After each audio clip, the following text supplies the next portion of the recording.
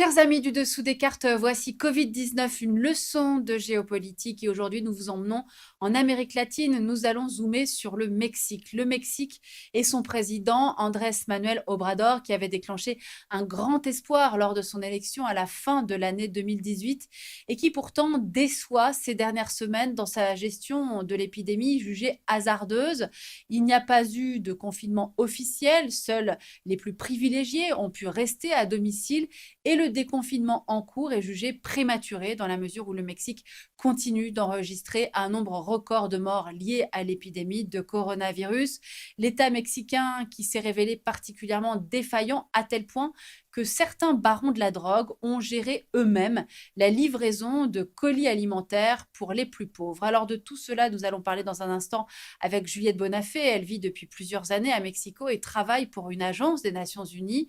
Mais tout d'abord, un point sur la situation économique du Mexique et sur un secteur clé, on l'aura compris, le trafic de drogue. Aujourd'hui, le Mexique, 15e économie mondiale, est un pays émergent, une puissance économique en Amérique latine, mais ce développement économique n'a pas permis en heure les maires. Les barons de la drogue achètent des complicités à tous les niveaux. L'état de droit n'a plus aucune réalité.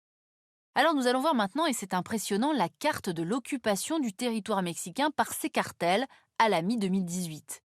Au nord-ouest, Tijuana, Juárez, Beltrán Leiva et l'historique Sinaloa.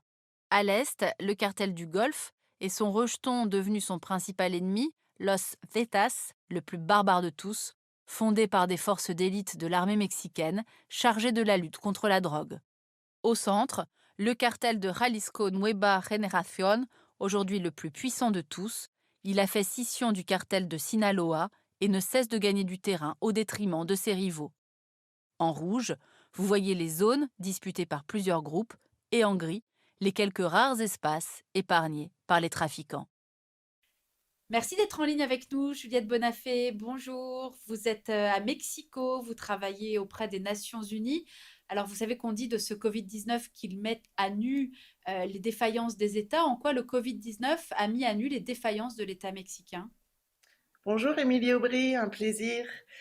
Je dirais que le Mexique est un pays où il y a très peu de protection sociale, donc c'est la première défaillance qui se voit dans ce genre de crise. Il n'y a aucune assurance chômage, il y a très peu, énormément de gens qui travaillent dans l'économie informelle et qui, à partir du moment où l'économie se referme, n'ont absolument aucune protection d'aucun ordre. Donc c'est dramatique. On parle de pouvoir s'acheter à manger pour la semaine prochaine. Pourquoi est-ce que l'on dit que c'est un confinement qui s'est fait en fonction du portefeuille? Et les gens qui ont des ressources peuvent aller dans leur maison de campagne ou rester chez eux, être confinés sans aucune angoisse d'argent. En revanche, ceux qui n'ont pas de quoi manger la semaine prochaine, ils sortent, c'est pas qu'ils aient pas peur du virus, c'est qu'ils sont obligés de sortir, vendre quelque chose, obtenir un minimum d'argent pour pouvoir survivre. Donc c'est effectivement un virus qui révèle et qui accentue les inégalités sociales de façon extrêmement brutale au Mexique. Vous travaillez plus spécifiquement sur la question des violences faites aux femmes. Ça a notamment été le cas dans un pays très favorisé comme la France. Les violences faites aux femmes ont explosé pendant le confinement. On imagine que c'est aussi et particulièrement le cas au Mexique. C'est aussi beaucoup le cas au Mexique parce qu'on part effectivement avant le coronavirus d'une situation dramatique où il y a euh, 10 femmes par jour en moyenne qui sont assassinées au Mexique. Donc c'est des chiffres vraiment terribles, quoi. Et donc on est dans une société extrêmement machiste où l'enfermement, exactement comme en France et comme ça a été décrit dans d'autres pays, accentue les violences faites aux femmes. Mais c'est pas la seule situation difficile quand on pense aux problématiques pour les femmes mexicaines. Je dirais qu'il y a aussi le fait qu'elles gèrent la majorité du travail non rémunéré et à partir du moment où on ferme les écoles, où il y a plus de malades, où les personnes âgées n'ont pas les services habituels qu'ils peuvent avoir, tout ça retombe en fait comme une charge supplémentaire pour les femmes. Il y a de très fortes inégalités territoriales au Mexique. Qu'est-ce qui différencie, par exemple, l'offre de soins dans une ville comme Mexico et à quoi ressemble le système de santé dès lors qu'on s'éloigne de la capitale ou des grandes villes? Le système de santé, c'est un peu un système de santé à l'américaine, c'est-à-dire qu'il y a des hôpitaux publics mais qui sont complètement saturés et qui ont des très mauvais équipements ou des équipements en mauvais état.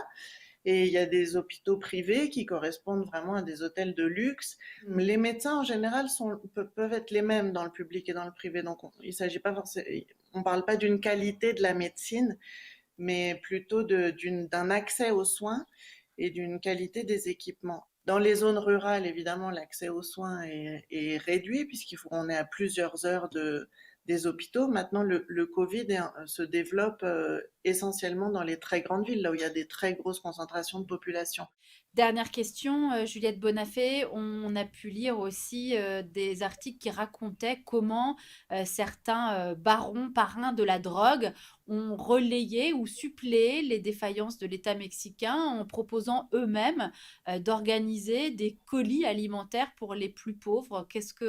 D'abord, est-ce que c'est vrai et qu'est-ce que ça dit de l'État mexicain aujourd'hui?